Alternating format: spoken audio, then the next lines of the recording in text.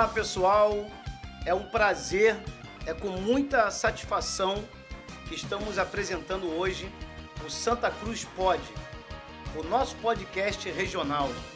Esse podcast tem como principal objetivo dar voz ao Santa Cruzense.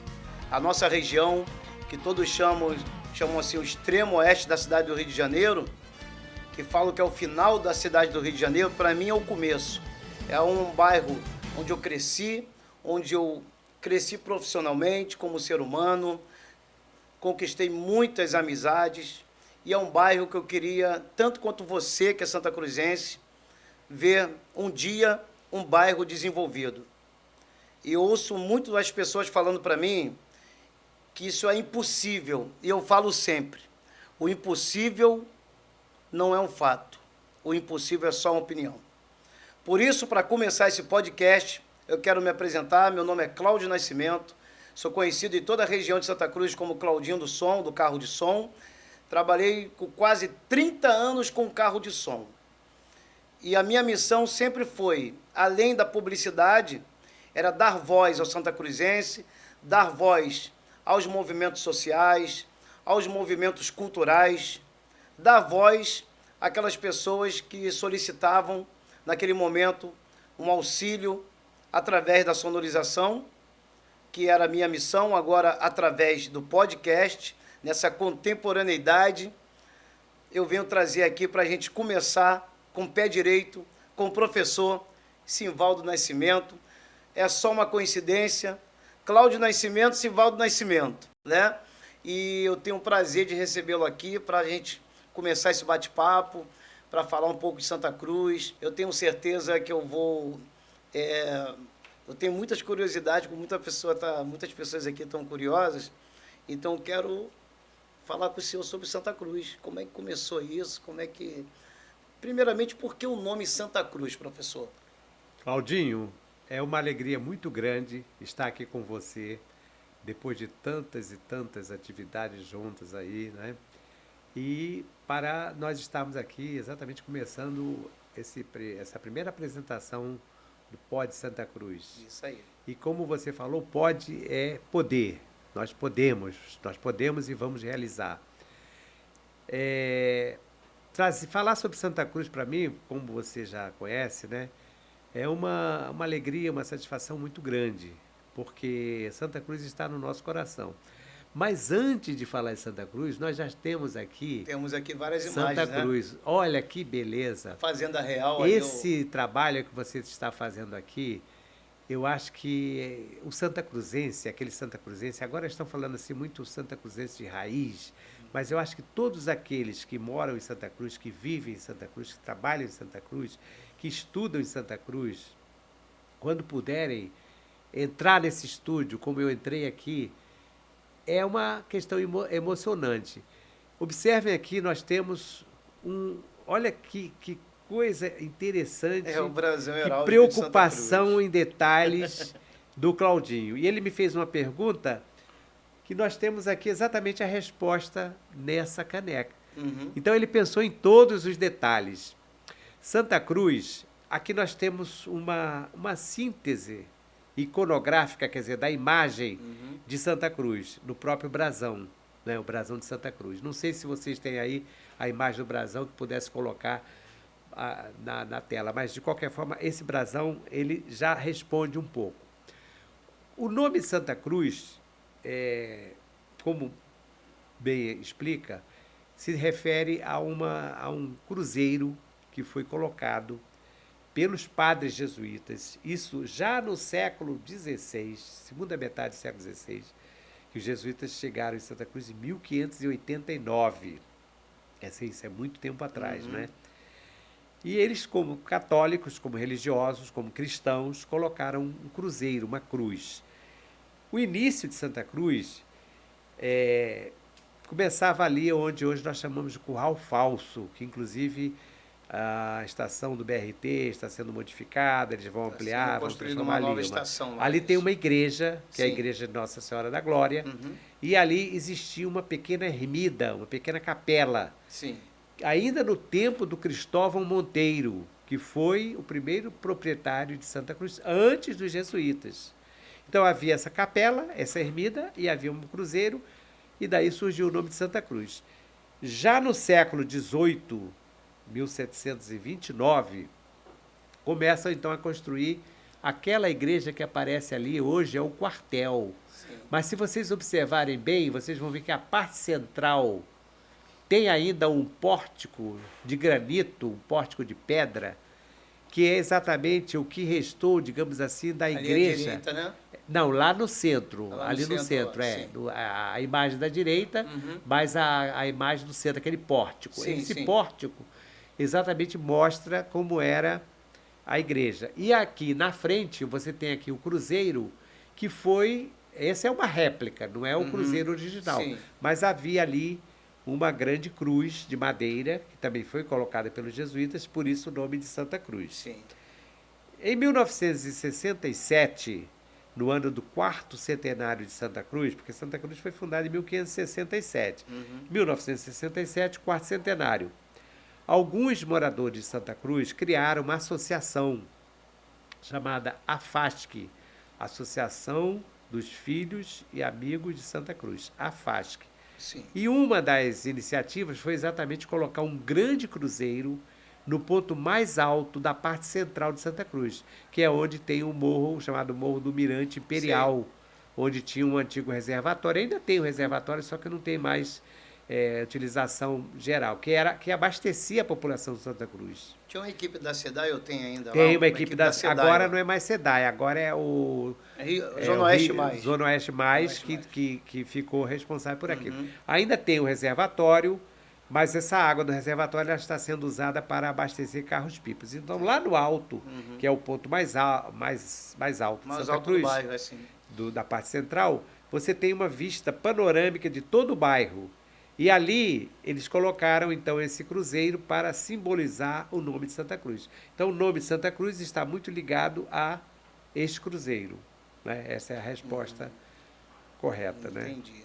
Professor, muitas curiosidades. Agora, eu queria saber sobre a Fazenda Real, né? Onde hoje é o antigo, hoje em dia, né? O quartel, atualmente é o quartel do Batalhão de Exército Brasileiro. Vila Cabrita.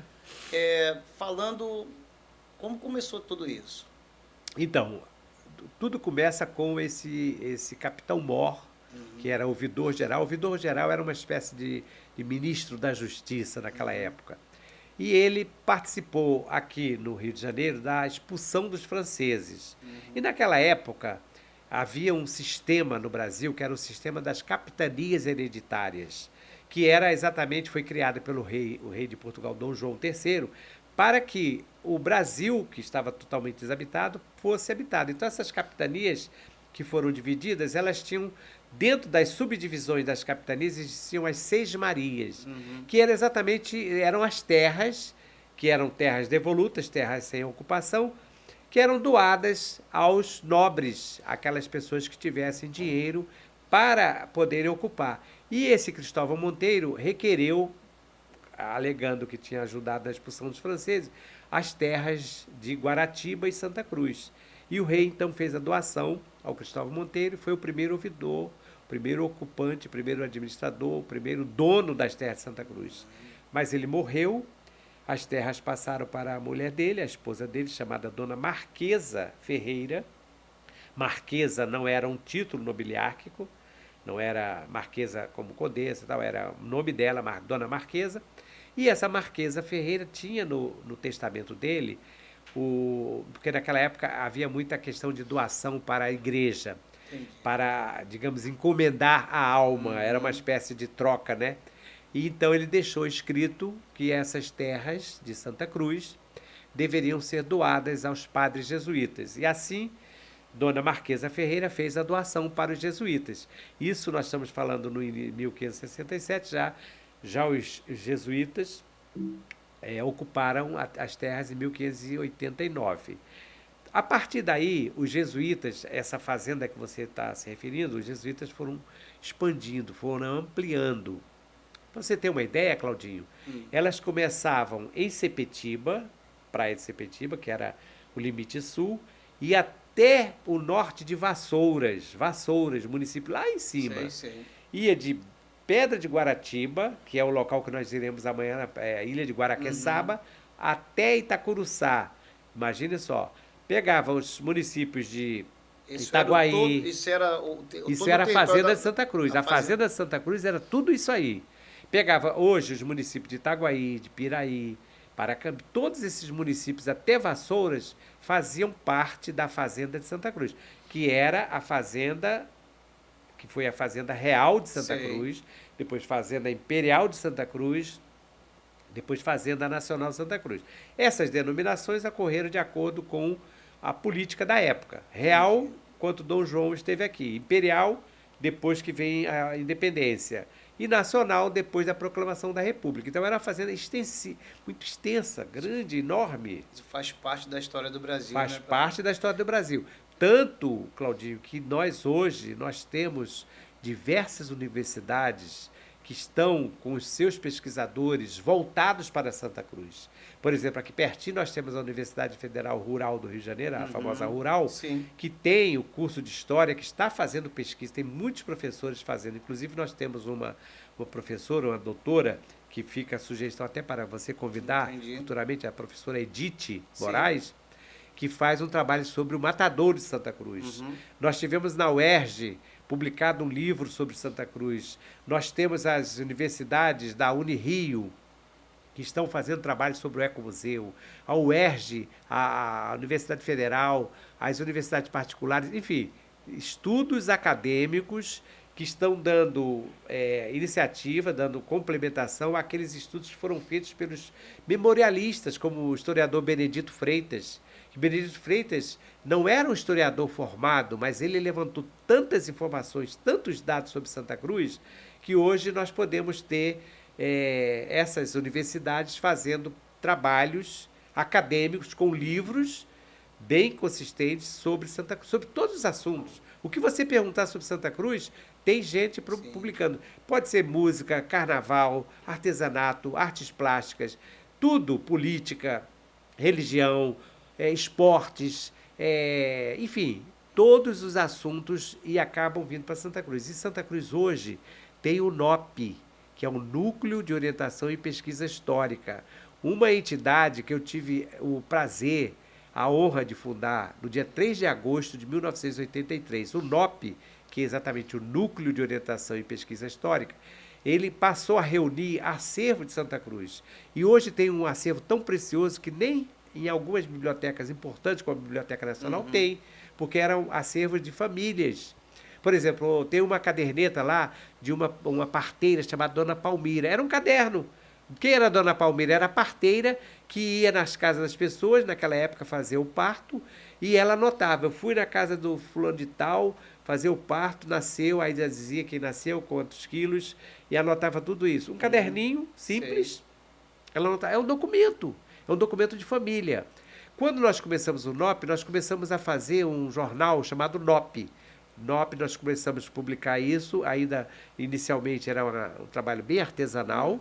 Depois nós passamos, a partir do número 7, nós passamos a publicar um tabloide, um jornal, e depois nós fomos publicando até o número 34, 35, o jornal. E nesses jornais, nós publicávamos fotos doadas pelas famílias, de futebol, por exemplo. Aí, na edição seguinte, aquilo fazia distribuição, claro. Aí os jogadores já queriam se ver, olha só, eu também... Aí levavam as fotos. Então, hoje o NOP tem um acervo precioso que foi doado exatamente em função disso.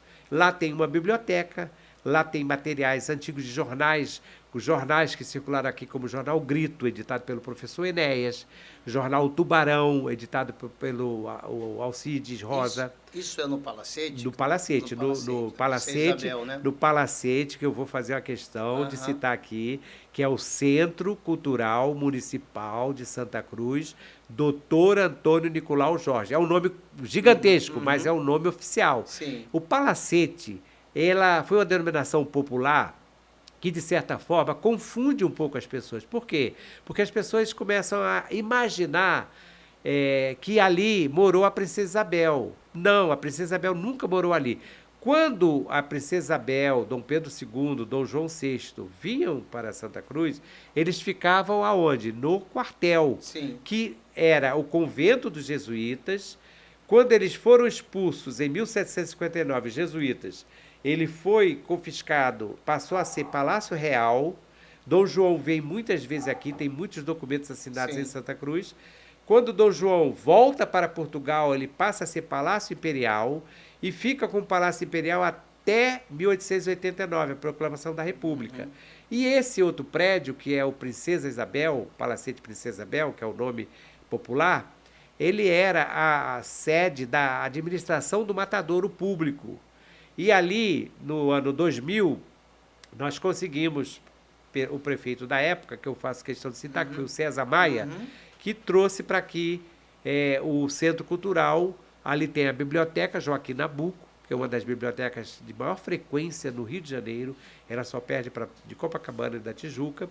Nós temos o NOP, que é o Núcleo de Pesquisa Histórica. No mesmo prédio, né? Exatamente. Nós temos o Ecomuseu e nós temos diversas salas onde tem cursos de música, tem exposições. Inclusive tem uma exposição muito bela lá, que fica o convite para as pessoas visitarem, que é Santa Cruz nas maquetes. Então você visita e você tem uma visão de Santa Cruz. Eu tive a oportunidade, muito interessante. Exatamente. Muito Então bom. lá no NOP, quem quiser fazer pesquisa sobre Santa Cruz vai encontrar jornais como a Imprensa Rural, que foi um jornal que publicado pelo historiador Benedito Freitas, ele era jornalista também, de 1949 até 1959. Olha só, todas as edições encadernadas. Você vai lá, você tem as informações sobre a história social de Santa Cruz, porque ele publicava todas as informações sobre esporte, sobre festas, sobre, enfim, tudo sobre Santa Cruz. Olha, gente, é uma enciclopédia viva, professor Simvaldo Nascimento. Toma uma aguinha aí, porque é muita... Meu primo, história Claudinho pra contar. Nascimento, Simvaldo Nascimento. Agora, eu não sou de Santa Cruz. Eu vim para cá, nossa família veio para cá. Nós somos de Campina Grande, estado da Paraíba. Sim, sim.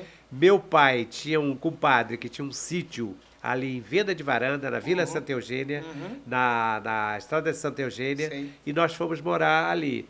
E eu comecei a me apaixonar por Santa Cruz porque eu estudei numa escola que ainda existe hoje, que é a Escola Professor Arthur Thierry.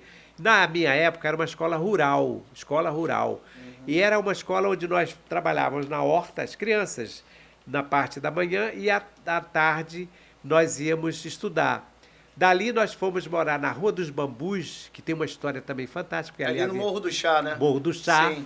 No Morro do Chá, morei no Morro do Chá. Depois eu fui para Jaqueira, na antiga Rua Barão de Lucena, que atualmente chama-se Rua Rocha Lima. Sim. Aí dali nós fomos para General Olímpio. Olha, minha família parecia cigana. E dali da Rua General Olímpio nós fomos para a Rua Fernanda. Aí eu me casei e vim morar aqui na Rua Campeiro Mó, ali Sim. na Rua Campeiro Mó. E agora eu estou morando na Rua Nestor. Na Rua Então eu Nestor. conheço um pouco Santa Cruz. E também conheço um pouquinho mais de Santa Cruz, porque na década de 60, de 50, Santa Cruz passou a construção de uma igreja. Vocês podem observar ali à direita a nova igreja, né? A igreja de Santa Cruz. Nossa Senhora Mas da ali, Conceição. Nossa Senhora da Conceição. Mas ali na frente existia uma outra igreja A antiga, né? Sim. E eu era coroinha e depois eu fui escoteiro. Eu era coroinha, Olha. ajudava os padres a rezar a missa ainda em latim. O padre hoje fala, o Senhor esteja convosco. Aí Ele está no meio de nós. ele está no meio de nós. Na época, lá, Dominus vobiscum. E isso de costas para o... Sim. Aí eu tinha que responder, ético, espírito tu. Eu estudava latim, claro, que era decoreba, né? Mas era um caderninho para poder responder tudo lá. E aí eu me tornei amigo do padre Guilherme, padre Luciano. E o padre Guilherme era um visionário. Nós estávamos falando de pessoas visionárias.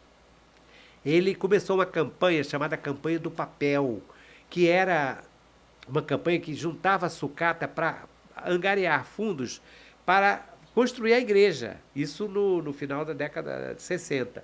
E eu participei dessa campanha com ele, nós saímos, ele tinha um jipe, mandou fazer uma carreta e nós saímos, nós entregávamos um saco de farinha, que era doada pelas padarias, às famílias aos domingos, e durante a semana eu estudava à tarde, na parte da manhã ajudava.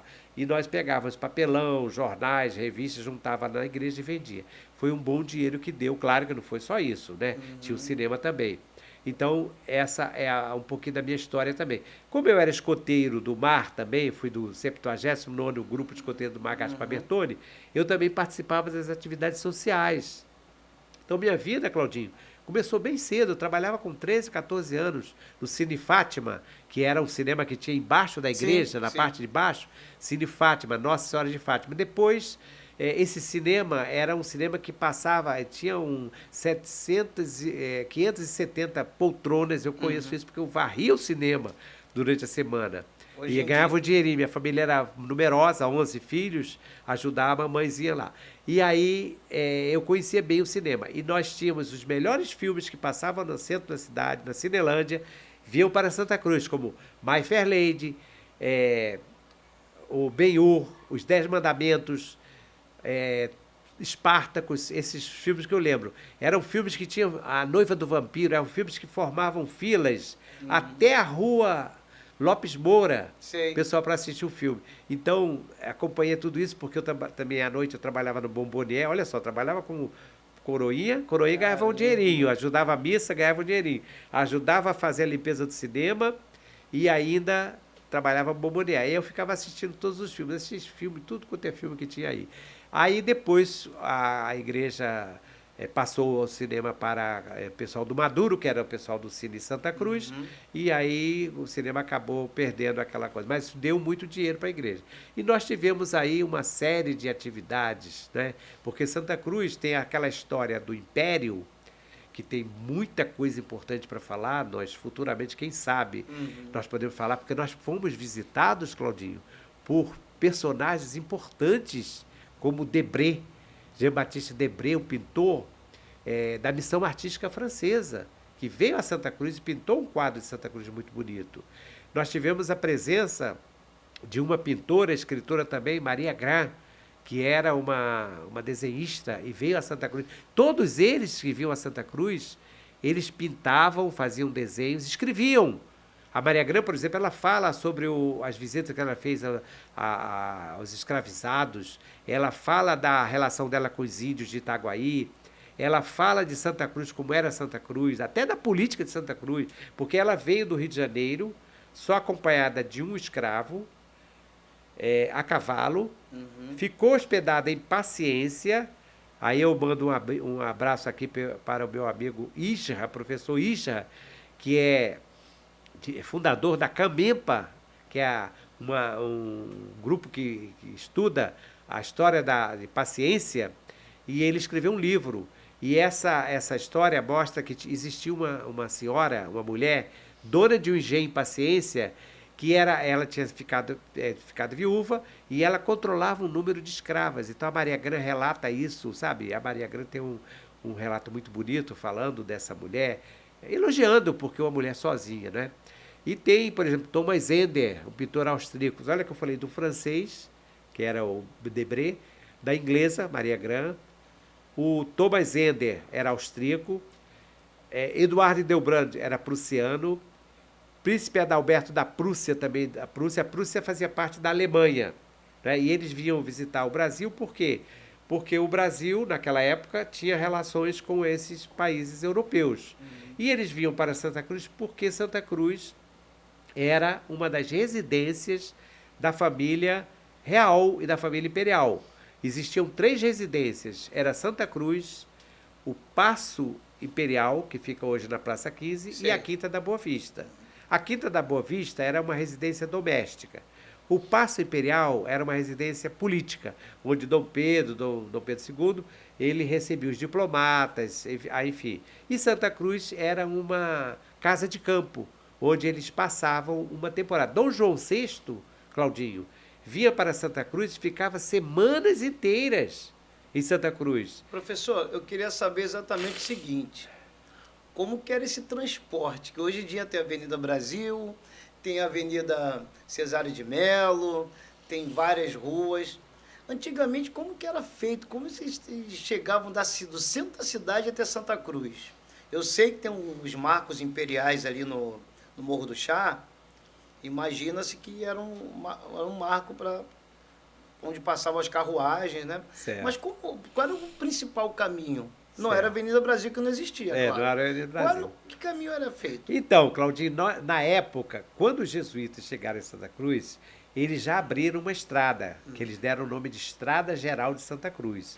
Essa Estrada Geral de Santa Cruz, ela não começava em Santa Cruz, ela começava já Itaguaí, Rio Claro, ela vinha dessa região toda. Uhum. E aqui no caso de Santa Cruz, ela pegava ali onde hoje é o quartel, começava ali, que é a Rua Dom João VI, que é um pedacinho da Rua Dom VI. Não havia ainda a linha férrea, né? Uhum. Seguia pela atual Felipe Cardoso.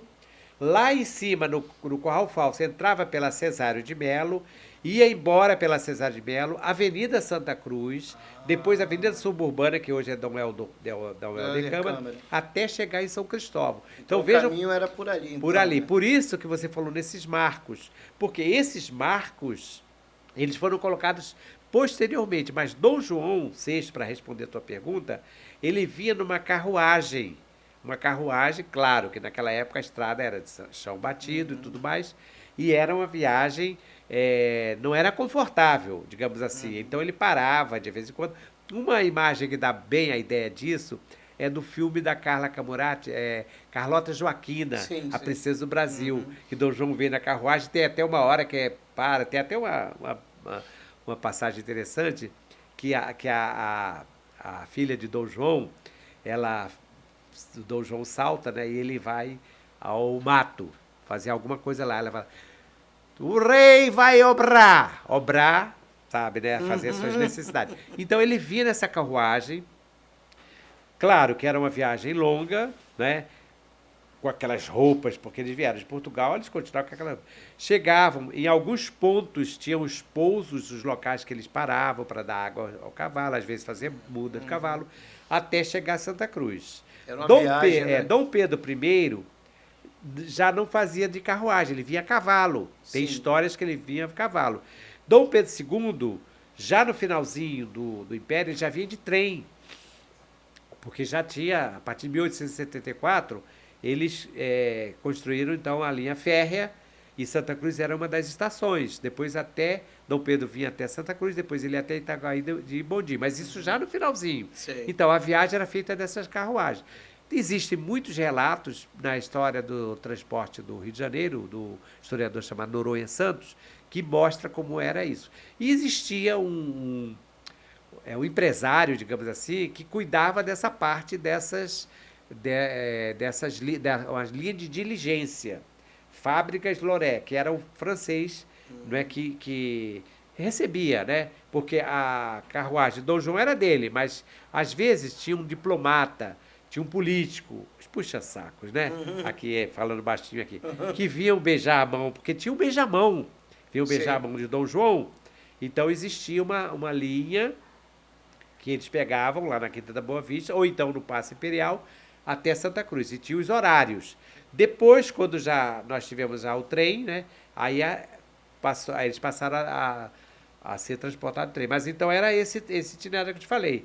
Felipe Cardoso, Cesário de Melo, Avenida Santa Cruz, vai seguindo por ali, né? Pessoal, eu queria agora dar só uma pausa aqui na nossa conversa para agradecer nossos primeiros patrocinadores desse podcast. Primeiro, a Toffoli, que além de ser um amigo, Marcelo, Luluca, a família também faz parte da história de Santa Cruz. Com certeza, né? Com certeza. Desde 1889. Exatamente. Loja Toffoli, tem como colocar no telão? A loja Toffoli, atualmente, ela trabalha em vários segmentos, né? Tem lá o setor de ferragens, que tem todo o material elétrico e hidráulico, desde tubos e conexões, materiais, ferramentas elétricas. A Toffoli também tem um setor de cama e mesa. Tem lá na Toffoli um setor só de tapetes, edredons, tudo com o menor preço. A loja Toffoli, desde os secos e molhados, que o professor daqui a pouquinho vai falar sobre isso, São 134 anos, não é isso? Bota pra gente ver aí. Esse é o Bom Vizinho do meu amigo Paulo. Daqui a pouco eu vou falar do Paulo, Bom Vizinho. E a loja Toffani, 134 anos. É muita história. É isso. A Toffani tem vários setores ali na Felipe Cardoso, no coração de Santa Cruz. E ela está sempre melhorando cada vez mais para servir a população santacruzense cada vez melhor. Também quero falar sobre o Bom Vizinho Material de Construção, do meu amigo Paulo, Aníbal. O Bom Vizinho, são duas lojas, na verdade, ali na Felipe Cardoso, próximo ao supermercado Guanabara.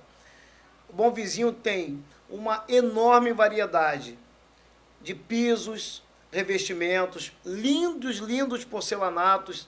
Você encontra no Bom Vizinho também todo o material elétrico, hidráulico, portas e janelas de ferro, de alumínio.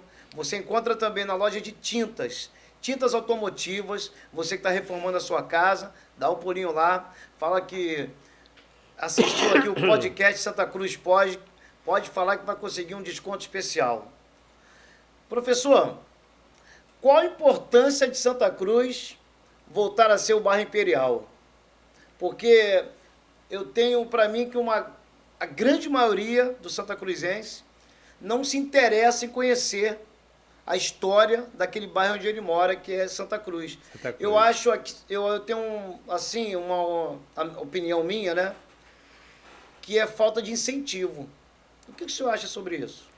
Eu acho importante, né, que tenha conseguido esse título, né, esse reconhecimento como bairro Imperial. Agora, se você me permite falar um pouco sobre Toffani, sim, sobre os vizinhos. O Aníbal, eu conheci o Aníbal, o velho, né? Ainda quando tinha uma loja, não tenho muita certeza, mas eu acho que era na rua General Olímpio, sim, o Aníbal, o pai desse Aníbal. Então, a minha mãe, nós Falecido seu Aníbal, Seu né? Aníbal, Tive a oportunidade de conhecê-lo. E o Toffani, eu quero abrir aqui um parênteses, porque eu acho importante registrar isso. Faz parte da história do bairro. Faz parte da história do bairro. Eu tive o prazer de conhecer o Emilinho Toffani, porque tinha o Emílio Toffani, que era o tio do Emilinho, né? E o Emilinho, que era o pai do José Francisco Toffani, que foi um dos coordenadores do NOP, era o coordenador de divulgação.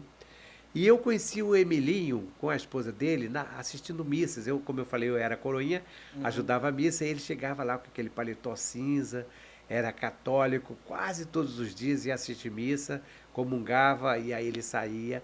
E ele, como era italiano, ele ia cumprimentar o padre Guilherme, o padre Luciano, em italiano. Eles conversavam. E vez por outra, os padres italianos iam almoçar com eles lá. Então, o Emílio Toffani, o Toffani e Bons Vizinhos, também foram apoiadores nossos do NOP, sim, do Núcleo de Pesquisa Histórica. E quanto à questão do bairro Imperial, eu achei muito importante essa lei, porque Santa Cruz deveria ter um reconhecimento bem antes de São Cristóvão, de Petrópolis, de Paraty, porque Santa Cruz era uma fazenda imperial. Sim. Só que com o passar do tempo, nós começamos a passar por um processo de descaracterização, então não tinha mais sentido você manter aquelas características, porque Paraty ficou, digamos, congelada no tempo. Ouro Preto também, Petrópolis um pouco, e Santa Cruz perdeu muito. Nós tínhamos ali um casario importante, né? Então, quando foi assinada essa lei municipal para o reconhecimento de Santa Cruz como bairro imperial, eu aplaudi. Eu acho que é importante isso. Agora, é importante que nós, de Santa Cruz, possamos fazer uma divulgação cada vez maior. Sim. Esse vai ser o papel desse podcast, fazer com que o santacruzense reacenda essa chama de valorizar a nossa história, né? Isso. Que Santa Cruz realmente é um bairro muito importante. Mas se os moradores daqui não se conscientizarem disso, né? Verdade. Vai ficar parado, vai ficar estagnado. Claudinho, quando nós criamos o NOP em 1983, 40 anos atrás, agora em agosto, dia 3 de agosto, foram 40 anos. Nós tivemos exatamente essa preocupação, porque Santa Cruz, já naquela época, estava passando por um processo de descaracterização. Mas até hoje, felizmente, algumas escolas de Santa Cruz, colégios e universidades, né, algumas faculdades, tudo, ainda têm uma preocupação de fazer trabalhos, né? Então, hoje, pelo menos, algumas informações sobre a história do bairro existem. A questão do bairro Imperial, não adianta simplesmente ter uma lei. É importante que sejam realizados atividades. Isso. Tem uma pessoa que eu acredito que você deva convidar, que é a Andressa Lobo, né, que foi a responsável pela concessão desse título, né, e ela vai trazer muitas informações importantes. A Andressa, estou falando Andressa ou Vanessa? Vanessa Lobo, ela fez 2 atividades interessantes, importantes, tanto no ano passado como nesse ano, em frente ao quartel, que foi uma grande festa, uma grande feira, reunindo muitas pessoas em Santa Cruz, inclusive com bandas e tudo mais, não é? Eu tenho acompanhado também. O que eu falo, trazendo o senhor aqui, primeiro, é uma aula de história, né? Conhecimento só tem validade quando é transmitido do cérebro para o outro. Eu estou aprendendo muita coisa aqui com o senhor, professor, porque eu acredito que conhecimento e afeto, se você guardar, você perde. Verdade. Né? E está sendo muito bom esse papo, esse primeiro vídeo do nosso podcast. Com certeza, muitos santacruzenses vão estar aqui comigo, muitas pessoas, para poder a gente bater um papo e, através desse podcast, quem sabe, buscar soluções para Santa Cruz. Eu acredito nisso. Claudinho, eu estou com 73 anos, me encaminhando para 74. Eu fico muito feliz hoje em saber que tem essa juventude, não é? Que está aí levantando, dando continuidade àquele trabalho. O meu trabalho, ele não é inédito. Eu, por exemplo, eu bebi muito na fonte do historiador Benedito Freitas, que também não era inédito. Ele foi lá atrás, porque nós tivemos aqui historiadores desde o século XIX. Nós tivemos, por exemplo, José de Saldanha da Gama, que escreveu a História da Imperial Fazenda de Santa Cruz. É uma publicação que fala sobre aquele período dele. Nós tivemos um outro, esse José de Saldanha da Gama, o livro dele foi publicado em 1870. E o Manuel Martins do Couto Reis, o trabalho dele foi publicado em 1804, Memórias de Santa Cruz. Então você veja bem, nós tivemos aí 2 histórias publicadas no século XIX, depois fomos tendo vários historiadores que foram publicando outras informações, até chegar ao Benedito Freitas, que era um jornalista, memorialista, escreveu 3 livros sobre Santa Cruz.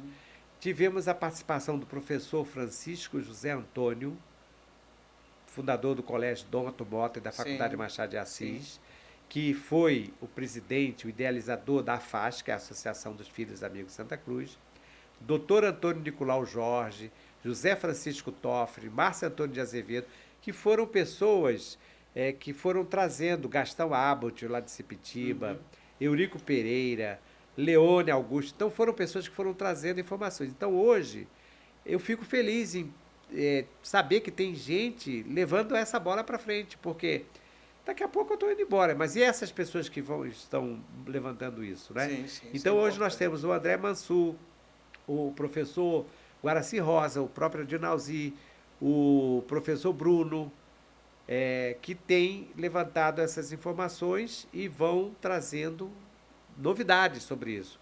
E também, como nós estávamos falando antes aqui, as universidades, né, as faculdades que estão hoje preocupadas também em dar uma leitura acadêmica, porque aí você tem uma informação acadêmica, que às vezes o livro escrito por um historiador é um pouquinho chato, porque o historiador ele tem a obrigação de citar fontes e tudo mais. O memorialista ou um jornalista como o André Mansur, ele já não precisa se preocupar com isso, ele vai escrevendo, por isso que as pessoas gostam tanto, às vezes, do livro como os livros do Laurentino. Eu, por exemplo, gosto, elogio, é meu amigo, Laurentino Gomes, que escreveu aquela 3 livros sobre a escravidão, né? Sim. Escreveu 3 livros também sobre a história do Brasil, o 1822, 1808 e 1889, pegando cada um. Então, eles são jornalistas, então eles não têm aquela preocupação de estar citando tudo, embora tanto o Laurentino como o André Mansur, eles também fazem suas pesquisas, mas aí não tem aquele rigor acadêmico, que é bom por um lado, mas afasta um pouco, às vezes, o leitor por outro, né? E Santa Cruz hoje, Claudinho, está aparecendo direto na mídia. Né? São entrevistas, são reportagens, publicações, isso tudo aí é muito importante também. Eu acho que nós hoje já temos uma presença melhor em Santa Cruz. Eu falo muito, professor, que é a nossa missão como Santa Cruzense divulgar as coisas boas de Santa Cruz. Isso. Porque a mídia só vai divulgar desgraça. Isso. Só vim aqui para falar sobre desgraça. Sobre os nossos valores, somos nós que temos que dar esse pontapé inicial, né? Eu queria saber, eu e algumas pessoas têm curiosidade de perguntar para o senhor. Rua do Prado, quem foi essa pessoa? O Prado era uma espécie de pista de corrida de cavalo. Sim. Aquela área dali existia, houve uma época que aqui, por incrível que pareça, nós tivemos aqui um hipódromo, corrida de cavalo. Em frente, vai do hospital isso, até... ela ficava ali. Não era o hipódromo. Sim. Nós temos notícias, inclusive nesse museu que eu falei para você, a Mauri Guerra está propondo a criação de um museu dos esportes. Eu falei, Mauri, nós vamos falar não apenas do futebol, mas de todas as modalidades esportivas. Uma delas foi a corrida de cavalo. E nós tivemos um período no Rio de Janeiro que Santa Cruz era um local onde havia disputas e as pessoas vinham aqui para apostar. Inclusive tem material. A Rua do Prado está se referindo a isso. E ali, onde tem, aqui pertinho de você, aqui pertinho onde nós estamos, sim, onde tem a escola onde eu trabalho atualmente, que é a Escola Municipal Joaquim da Silva Gomes, ali perto do Hospital Pedro II. O senhor dá aula nessa escola? Trabalho ali. Sim, atualmente não estou dando aula porque eu estou readaptado, trabalho na secretaria. Joaquim da Silva Gomes, depois tem a CRE. Sim. Ali pela entrada... É Dione, Joaquim e a CRE. Isso, tá vendo? Você conhece bem. Ali pela entrada ali, do posto de gasolina, tem uma entradazinha. Quando eu comecei a trabalhar na Joaquim... Isso já tem quase 30 anos atrás. Tipo um bequinho que tem ali. Um bequinho. Falando. Ali em cima tinha uma casa enorme com uma escultura, mais de uma escultura, com uma cabeça de cavalo. E as pessoas, o que essas cabeças, o que esse cabelo de cavalo representa aí? Essas cabeças de cavalo que ficavam ali, era uma... Infelizmente as pessoas não sabiam de nada, demoliram a casa, tiraram a cabeça de cavalo, não sei para onde foi parar. Elas representavam uma entrada da coudelaria imperial, que era exatamente o Aras, onde Dom Pedro I criava os cavalos de raça. Dom Pedro I, o imperador, ele era um apaixonado por cavalos de raça. Então ele trouxe para Santa Cruz vários cavalos de raça. E ele colocava ali, naquela área onde tem a Joaquim, aquele perímetro Joaquim, a CRE, o terreno que tem ali, a Dione, toda aquela área ali, que é um quarteirão grande, pegando o posto, tudo aquilo ali, era a entrada da cordelaria. E era o local preferencial, preferido de Dom Pedro. Ele chegava em Santa Cruz, ele não ia para o palácio. O primeiro lugar que ele ia era ver os cavalos, porque ele, como eu falei, ele é apaixonado, ele ia lá para ver como é que estavam os cavalos e tudo mais. Quando ele vai se separar, digamos assim, da Marquesa de Santos, porque Dom Pedro foi casado com Dona Leopoldina, foi a primeira imperatriz. Aí ela morreu e ele estava querendo casar com a Domitila, que era a Marquesa de Santos. Não podia, porque ela não era nobre, né? Aí chegou uma hora que ele precisava casar com uma outra pessoa da realeza europeia. Aí falaram, olha, só pode casar se você der um tchauzinho para Dona Domitila. Quando ele vai se despedir da Dona Domitila, ele fala da Fazenda Santa Cruz e fala, olha, os seus cavalos, porque ela tinha cavalos também, estão em Santa Cruz. Você pode ir lá pegar. Isso já no dia, as cartas, porque tem as cartas que ele escrevia, né? Domitila de Castro, que era amante dele. Eles, Entendi. às vezes, se encontravam em Santa Cruz e tudo mais. E a segunda imperatriz dele foi Dona Amélia Leuchtenberg. Dona Leopoldina, ela escreve umas cartas para a filha dela, falando sobre Santa Cruz. Ela estava apaixonada, foi naquele período de lua de mel, e ela fala assim para o pai dela, Dom Francisco, Dom Fernando, que era o pai dela, e a irmã, Dona Luísa, né? Ela fala assim que Santa Cruz é muito bonita, é linda, comparável com a minha... O palácio, ela fala assim, o palácio onde nós estamos é comparável ao meu palácio. Olha, você compara o palácio dela lá na Áustria, é uma beleza, sabe, e incomensurável. No entanto, ela faz... A paixão que não dá, né? Sim, sim. Ela fala e fala aquilo. Aí depois as coisas começam a ficar difíceis, né? Aí ela vai perdendo... Mas no início, as cartas dela são lindíssimas, que ela vai falando da paixão. Ela saía para caçar. Ela vinha para caçar aqui pertinho. João 23... Tem, inclusive, uma gravura feita pelo Adalberto da Prússia, que é exatamente aqui na João 23, pegando o palácio que ele veio caçar jacarés. Ele veio e falou com Dom Pedro II que ele queria caçar jacarés. Aí ele designou alguns homens escravizados para mostrar onde é que tinha os jacarés. Era exatamente aqui nos canais do Itá, do São Fernando, São Francisco, que ficavam por aqui. Entendi. E ela vinha exatamente aqui caçar. E ela fala que ela vinha caçar ainda grávida. Ela vinha caçar com a espingarda, fala da espingarda que ela usava, né? Fala que o marido dela saiu, caçou não sei quantas perdizes. O marido também escreve, Dom Pedro I escreve para a mãe: mãe, estou mandando para você 5 perdizes que eu peguei, batei em Santa Cruz. Caçava aqui e mandava para a mãe. Então, entendi. Santa Cruz era usada nessa época também como local de caça. Então, são histórias interessantíssimas, né?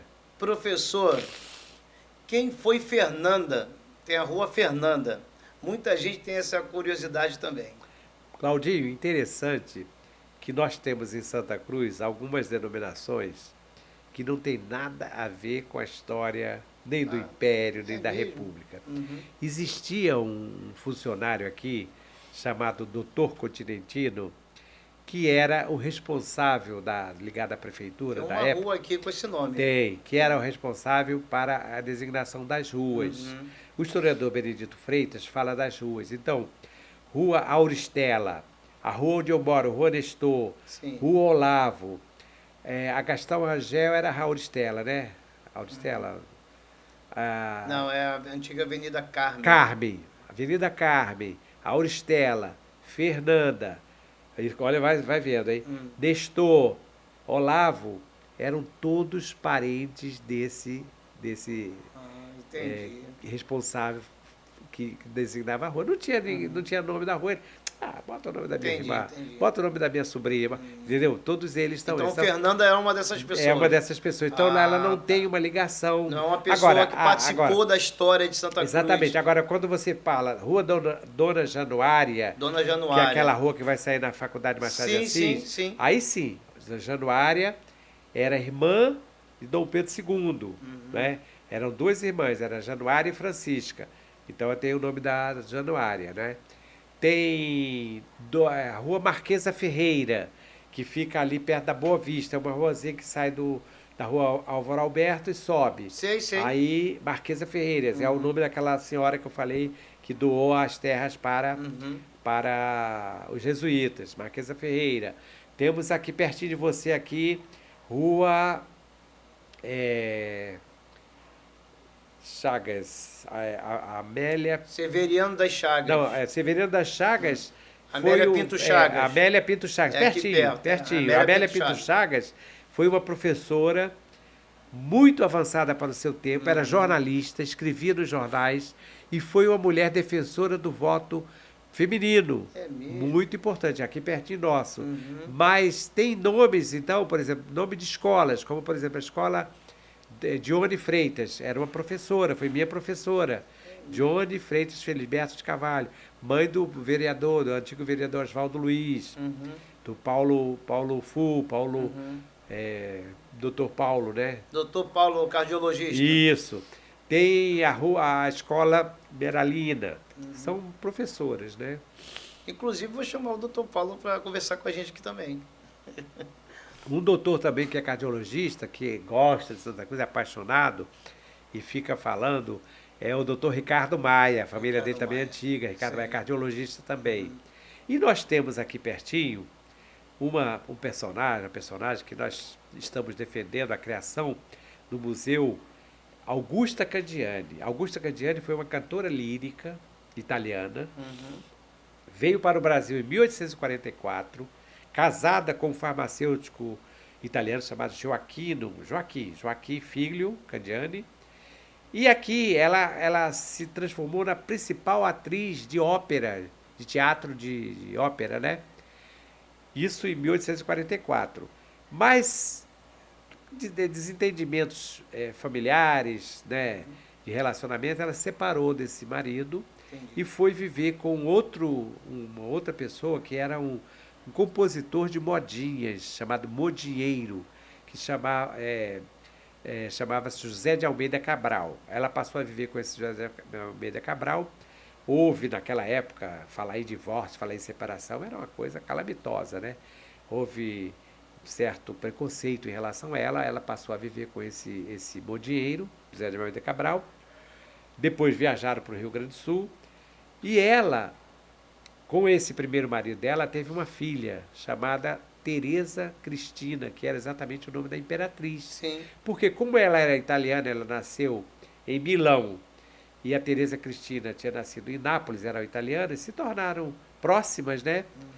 E a imperatriz aceitou ser madrinha, junto com o imperador, padrinhos da filha. Entendi. Então aquilo deu uma projeção, né? Mas depois que houve a separação, o próprio imperador, que tinha aquele espírito conservador, passou a não frequentar mais o teatro quando ela se apresentava. Ela vai para o Rio Grande do Sul, mas quando ela vai chegando à idade já bem idosa, com 60 e poucos anos, o imperador cede uma casa para ela, doa ou concede a permissão para ela morar aqui na Rua Senador Camará. Ali, ao lado daquela loja, da antiga loja de ferragem Camará, que era do seu Jorge, dona Cecília, na esquina, ali ao lado do antigo Banco Itaú. Sim. Aquela casinha pequena de portas madeira, de janela de madeira, aquela ali morou a Augusta Candiani. Ela morreu em Santa Cruz, faleceu em Santa Cruz, em 28 de fevereiro de 1890. Foi sepultada aqui no cemitério de Santa Cruz. Nós começamos a levantar para tentar fazer com que alguma empresa comprasse aquela casa, como aconteceu com a casa do senador Cesário de Mello, foi comprada pelo grupo Gerdau, a Cozigua, né? Para transformar no Museu Casa Candiani. E ali fazer a história dela. Aí eu fui ao cemitério para ver onde é que localizava o túmulo. Só que ela morreu já numa situação de pobreza. Então não foi ainda possível localizar esse cemitério. Entendi. Mas nós estamos querendo levantar todos os dados, porque existe inclusive uma publicação que vai sair agora, que é um livro de um pesquisador chamado André Stark, que fala sobre a Augusta Candiani. Como ela morreu, viveu em Santa Cruz nos últimos anos, eu acho que é importante a gente falar sobre ela. Professor, eu separei aqui uma pergunta. Seguinte, nós temos a zona industrial que gera muita receita para o município. Sim. Porém, vemos pouco retorno. O que pode causar esse descaso? Claudinho, acontece que Santa Cruz é um bairro. Essas indústrias, essas empresas, desde o tempo que nós começamos com o NOP, nós começamos a perceber a distância que tem, o desinteresse que tem dessas empresas participarem de projetos. Por exemplo, você está com um trabalho bonito desse. Nada melhor do que uma Térnio, do que uma Cozigua, do que um Grupo Gerdau, de apoiar vocês aqui, financeiramente. E assim, todas as iniciativas. No NOP, Núcleo de Pesquisa Histórica, na época que nós queríamos fazer uma exposição, eu andei procurando, na época, a Valesul, era uma empresa que tinha aqui de alumínio e tal. E fiz um projeto, tudo de acordo com os requisitos, né? Fui lá, conversei, me receberam muito bem e tudo mais. Aí eles falaram, não, mas é porque nossos recursos nós estamos destinando para um ponto que tenha mais visibilidade, como, por exemplo, o Museu de Arte Moderna. Eles investiram não sei quanto no Museu de Arte Moderna, que fica no centro do Rio. É sempre assim. Estando em Santa Cruz, não. E assim por diante. Casa da Moeda, mesma coisa. São empresas que estão instaladas em Santa Cruz. Mas por quê? Tinha resposta. Por quê? Porque como Santa Cruz é um bairro, tudo que eles recolhem de impostos não vem para o bairro, ela vai para a prefeitura ou para o Estado, Isso, dependendo onde das o poder concessões. público vai determinar. Então eles dizem o seguinte, não, nós estamos investindo sim, mas esse dinheiro... Na cidade do Rio de Na Janeiro. cidade do Rio de Janeiro, porque eles não têm uma obrigação, porque se Santa Cruz fosse um município, como por exemplo Itaguaí, seria... Professor, é o meu sonho Santa Cruz ser um município. Mas, como no início do nosso vídeo, eu escuto muita gente falar, é impossível. Impossível não é um fato, é só uma opinião. Claudinho, essa questão do município, nós começamos um movimento com o professor Enéas Alves Pereira, e nós criamos uma comissão que nós pleiteávamos na época de transformar Santa Cruz no município. Porque Santa Cruz tem uma população superior a muitos municípios, Mangaratiba, enfim. Santa Cruz tem uma rede de educação de mais de 150 escolas municipais. Aí considera o CIEPs, considera Espaço de Educação Infantil. Vejam bem, quais são as secretarias do Estado do Rio de Janeiro que tem mais de 100 escolas. Santa Cruz tem uma rede bancária. Santa Cruz tem um comércio pujante. Eu, sinceramente, sempre fui defensor. Claro que muitas pessoas falam, não, porque vai criar mais um município, mais despesas de Câmara Municipal. Santa Cruz teria muito mais condições de se tornar município do que, na época, Seropédica. Sim. Seropédica hoje cresceu muito. Acontece que essa transformação de município, ela depende muito principalmente da Assembleia Legislativa, porque o município ele passa, não é a Câmara Municipal que cria, é a Assembleia Legislativa e a Câmara Federal. Você está dizendo que depende da política. Da política. Não tem outro jeito. Agora, se nós tivermos aqui um movimento de esclarecimento, porque as pessoas elas não têm essa informação. Professor, elas precisam saber exatamente quanto a Térnio recolhe e quanto ela aplica. Hoje, eu tenho informações, por exemplo, nós sabemos que a Térnio ela tem até uma preocupação em algumas coisas. Agora, por exemplo, soube um lançamento de um colégio. Mas isso, diante de tudo que ela tem aqui, né, de utilização do nosso espaço, de utilização do nosso ar, de utilização da nossa água, teria que ser muito mais. A mesma coisa, a Cosígua, a Casa da Moeda, todas essas empresas. Só que a população, ela se acomoda, como você falou. As pessoas dizem, não é possível, não vai dar. Eu acredito que é possível sim, e eu sou defensor. Tem uma frase que eu ouvi que diz o seguinte, o povo que não tem nada se acostuma com qualquer coisa. Verdade. É o que eu vejo aqui em Santa Cruz. É. Isso depende de um incentivo, mas tem que sair daqui. Isso. Porque os de fora É. já sabe o que vem fazer aqui, né? Uhum. Uma das preocupações que eu tenho hoje, Claudinho, já que você passou para esse lado, é a própria questão do espaço ocupado por Santa Cruz. Uhum. Porque de um tempo para cá... São 125 quilômetros quadrados do bairro aqui. Nós passamos a ter uma população de rua muito grande, porque os governos, sucessivamente, foram perdendo o controle disso. Né? Isso é a nível então, hoje nacional, nós temos, né? a nível nacional, mas nós temos em Santa Cruz uma situação muito calamitosa em relação a isso. Tem.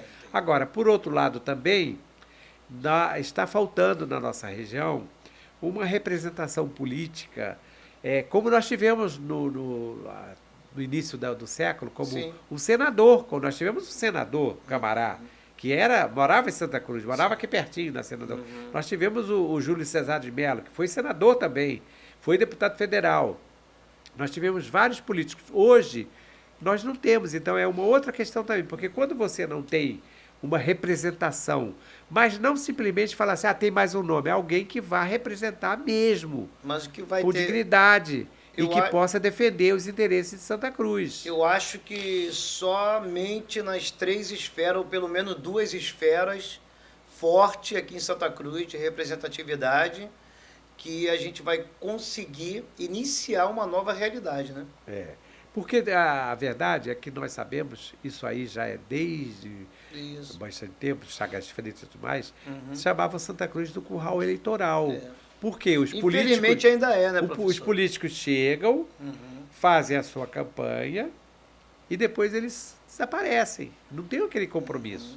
Se você tem alguém que é da área, que é de Santa Cruz, que conhece Santa Cruz, que ama Santa Cruz e que se compromete com isso, é diferente. Mas, infelizmente, nós tivemos aí vários políticos que andaram passado. Tivemos alguns políticos até que fizeram alguma coisa. Por exemplo, o Itaguaré Barreto, o Aloysio Caldas, a própria família Cesar de Mello. Claro que naquela época havia também muitas reclamações, porque política você sabe como é, mas eram pessoas ligadas a Santa Cruz. O próprio Oswaldo Luiz era de Santa Cruz.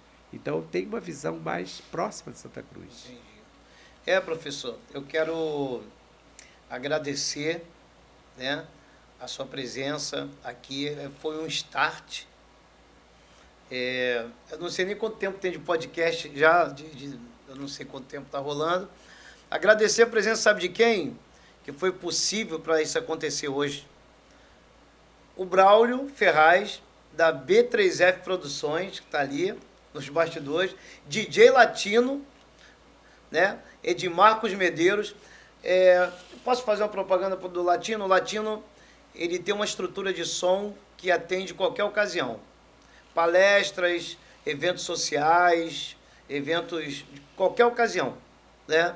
Então, o Latino é um amigo que está junto, acreditando nesse projeto. O Braulio Ferraz também, obrigado, Braulio, está fazendo parte de toda essa estrutura aqui, porque, como diz o Reinaldo Azevedo, quando nos unimos, nós formamos uma aliança capaz de superar tudo. Eu agradeço também a você, Braulio, a você, Latino, que estão aí nos bastidores, e ao professor Simvaldo Nascimento. Foi só um começo. Eu vou convidar o senhor outras vezes para estar aqui aprendendo mais sobre Santa Cruz. E meu muito obrigado, tá? Meu muito obrigado. Sinta-se abraçado pela equipe do Santa Cruz Pod. Ô Claudinho, eu quero parabenizar tanto o Braulio como o Latino. E você, porque quando eu cheguei aqui, eu admirei, falei, caramba, é o trabalho. Aliás, antes disso eu te mandei, né? Você mandou o print. Eu mandei a foto pro senhor. Eu falei, poxa, top, porque realmente vocês estão, não é, com essa equipe, né? Com esses dois aí, o Latino e o Braulio, vocês estão começando com o pé direito. Essa questão é importante porque isso passa um sentido de credibilidade, de profissionalismo, de coisa séria. Porque eu falei para você, eu não vou citar os nomes, eu tenho participado de outras, assistindo ou mesmo participando, e não vi uma coisa assim, bem estruturada, bem organizada, bem montada, e com o profissionalismo que nós estamos dando. Então fica também aqui meus parabéns a você por essa iniciativa. Pode contar comigo, que você precisar, mesmo que eu não venha aqui, se eu precisar mandar alguma coisa gravada, se você precisar de alguma informação, pode contar comigo. E também a sugestão para que outras pessoas do nosso relacionamento, aí você faz uma avaliação, né? E eu quero mandar um abraço aqui para o Reinaldo, né? Reinaldo que está sempre vai estar aqui junto com a gente, Reinaldo Azevedo. O Marcelo Toffoli, que está aí. E nossos amigos historiadores. Amanhã nós estaremos aí com o professor Guaraci, o Ija, o Bruno, o Adinalzi, o meu amigo também do Minhocário. Quem sabe o Minhocário também foi falar aqui, o Bert Manfred, ou Manfred Breft, que é um responsável pelo Minhocário, que é um botânico, paisagista, estudou com Buller Marx, né? Estaremos lá amanhã fazendo essa visita lá às APA das Brisas. Sim. Área de Proteção Ambiental das Brisas. E antes disso, a Ilha de Guaraqueçaba. Te agradeço muito e, mais uma vez, parabéns a você. Obrigado, e a tua professor. Equipe. Realmente, trabalho top. Professor, o sucesso, ele está em nossas mãos, depende de nós. né? Tinha um sábio lá na Grécia que até o momento, todas as perguntas que tinham feito para o sábio, ele tinha respondido todas as perguntas corretamente. Aí tinha dois jovens que queriam enganar o sábio. Um falou com o outro: eu vou colocar um passarinho vivo nas mãos, um pequeno passarinho, e chegar até o sábio e perguntar para ele: seu sábio, o passarinho está vivo ou está morto? Se ele falar que está vivo, eu vou espremer e jogar nos pés dele. Se ele falar que está morto, eu vou abrir as mãos e deixar o passarinho voar. Ele vai errar dessa vez. Ele chegou para o sábio e falou: seu sábio, eu estou com um pequeno passarinho nas mãos. Ele está vivo ou está morto? O sábio olhou para ele e falou: meu jovem, a resposta está em suas mãos. Então, o sucesso esteve, está e sempre estará em nossas mãos. O meu muito obrigado a você. Eu peço que se inscreva no canal, está começando agora. Se inscreve, dê o seu joinha, compartilha com os amigos. Meu muito obrigado e até o próximo vídeo. Obrigado, gente. Obrigado, professor. Falou. Valeu. Já sabe quem é o próximo, não? O próximo será o Reinaldo Azevedo. Reinaldo Azevedo. Projeto Corredor Cultural de Santa Cruz.